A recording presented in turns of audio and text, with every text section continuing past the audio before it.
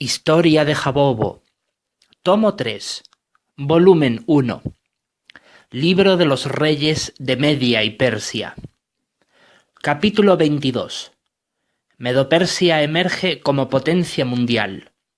Daniel en el foso de los leones. Y al llegar allí, proclamó delante de su corte real y sus súbditos caldeos: «Soy Ciro, rey del mundo, gran soberano, monarca legítimo, rey de Babilonia, rey de Sinar y Akkad, rey del imperio medo-persa, hijo de Cambises, gran soberano, rey de Anshan y de Persia, nieto de Ciro I el hijo de Teispes y nieto de Aquemenes rey de Persia, de una familia que siempre poseyó realeza.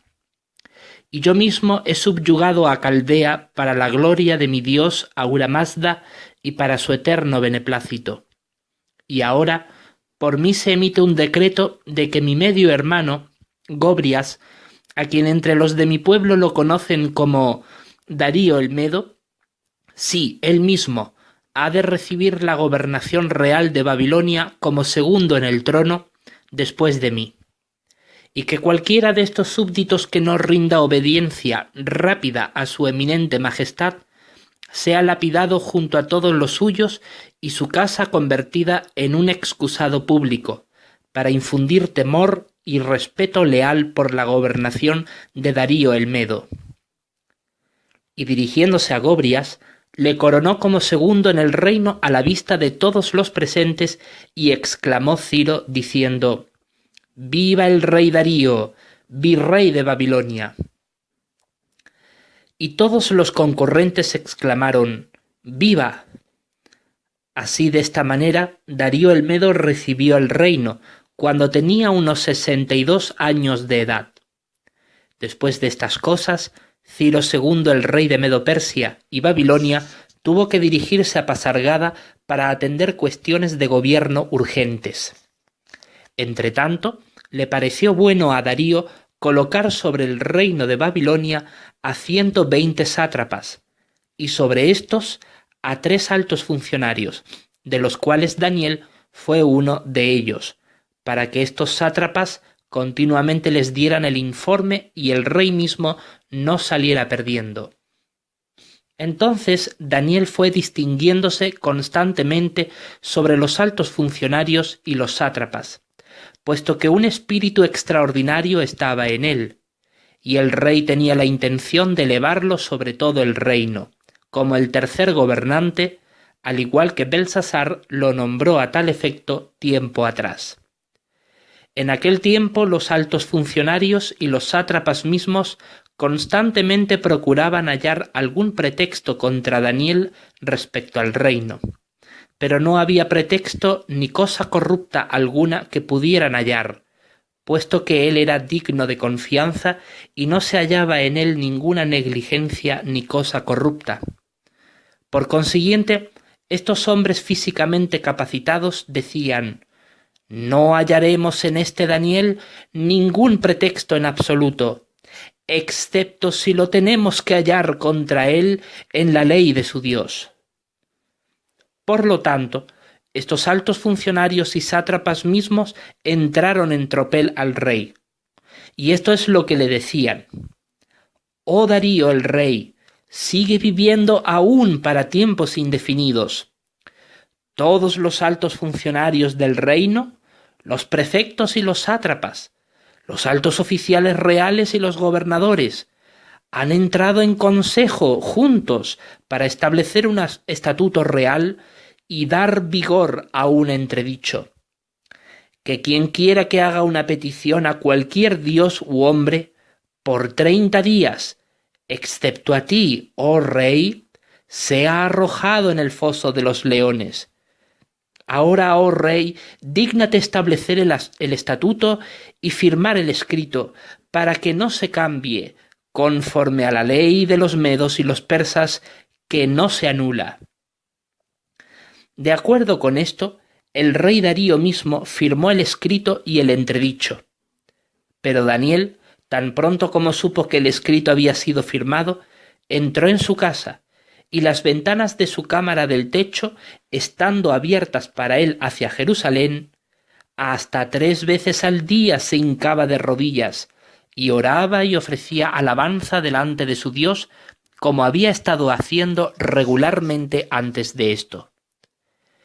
En aquel tiempo, estos hombres físicamente capacitados mismos entraron atropelladamente, sin ningún respeto por Daniel, y lo hallaron haciendo petición e implorando favor delante de su Dios Jehová. Entonces fue cuando se acercaron y estuvieron diciendo delante del rey acerca del entredicho del rey. ¿No hay un entredicho que has firmado? En el sentido de que cualquier hombre que haga petición de cualquier dios u hombre por 30 días, excepto a ti, oh rey, sea arrojado en el foso de los leones. El rey respondía y decía: el asunto está bien establecido, según la ley de los medos y los persas, que no se anula. Ellos inmediatamente respondieron y decían ante el rey: Daniel, quien es de los desterrados de Judá, no les ha prestado atención ni a ti, oh rey, ni al entredicho que firmaste, sino que 3 veces al día hace su petición. Por consiguiente, al rey, en cuanto oyó la palabra, ésta le fue muy desagradable, y fijó la mente hacia Daniel para rescatarlo, y hasta la puesta del sol siguió esforzándose por librarlo. Finalmente estos hombres físicamente capacitados mismos entraron en tropel al rey y estuvieron diciendo al rey: fíjate, oh rey, que la ley que pertenece a los medos y los persas es que cualquier entredicho o estatuto que el rey mismo establece no ha de ser cambiado.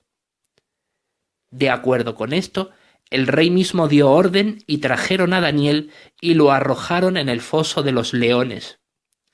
El rey respondía y decía a Daniel: tu Dios, a quien sirves con constancia, él mismo te rescatará. Y fue traída una piedra y fue colocada en la boca del foso, y el rey la selló con su anillo de sellar y con el anillo de sellar de sus grandes, para que nada se cambiara en el caso de Daniel.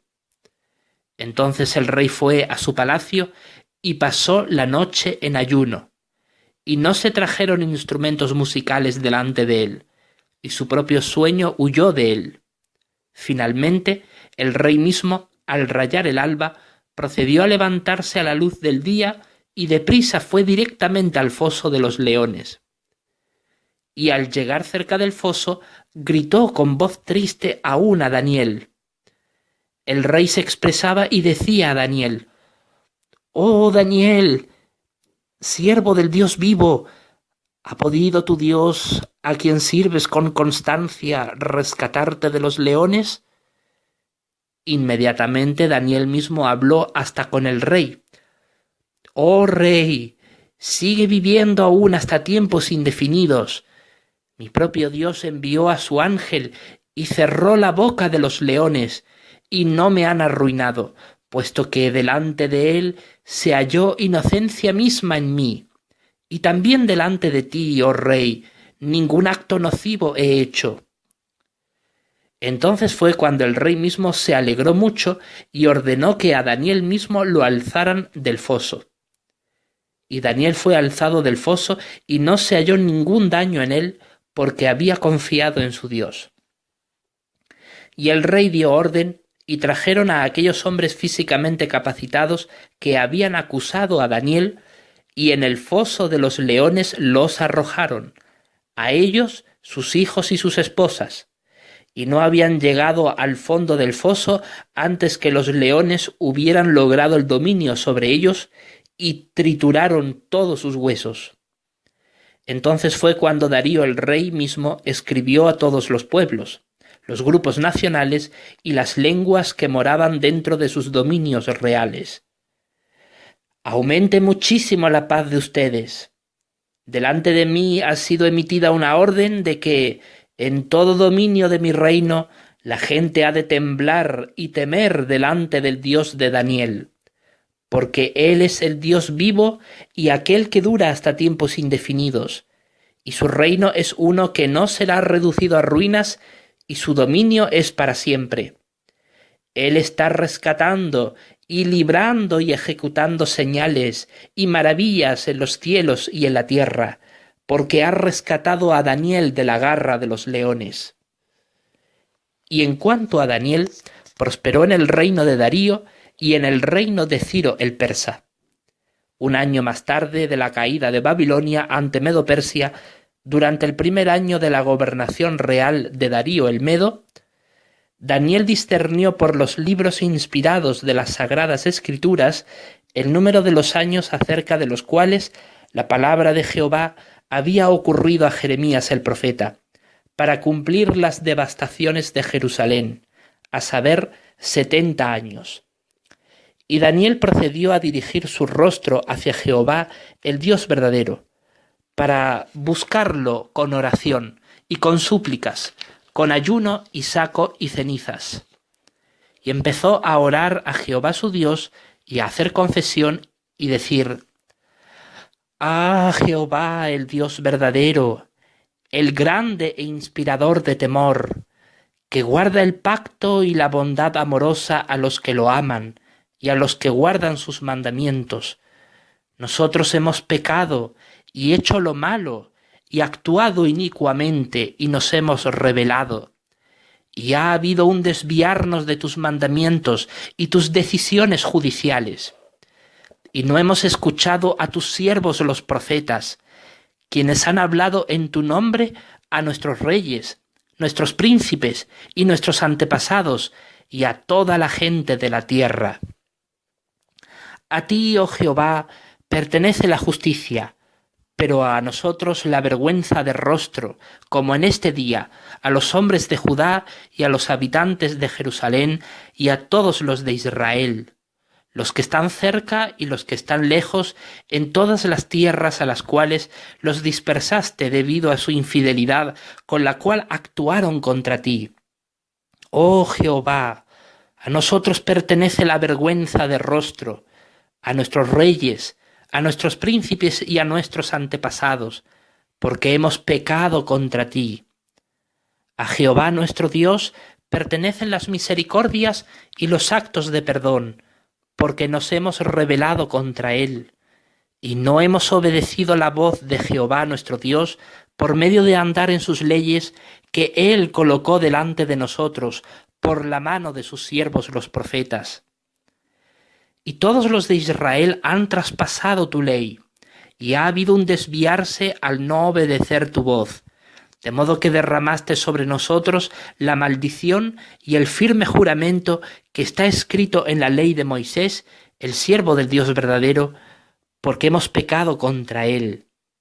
Y procedió a ejecutar sus palabras que había hablado contra nosotros, y contra nuestros jueces que nos juzgaron, y trajo sobre nosotros gran calamidad, tal que no se ha hecho bajo todos los cielos como lo que se ha hecho en Jerusalén.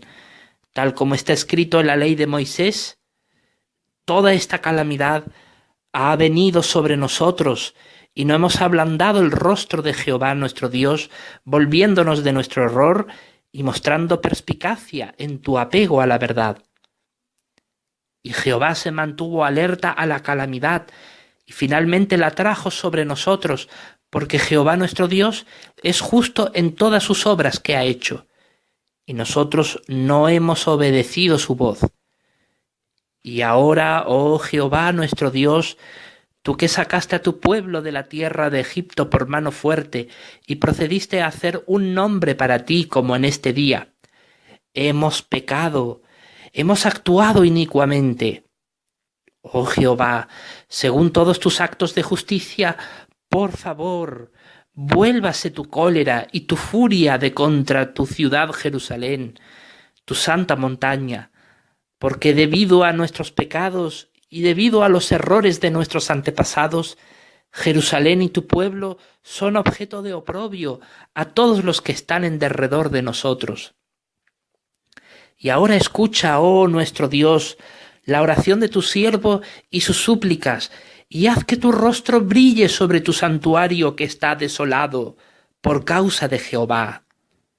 Inclina tu oído, oh Dios mío, y oye. Dígnate abrir los ojos y ve nuestras condiciones de desolación y la ciudad que ha sido llamada por tu nombre.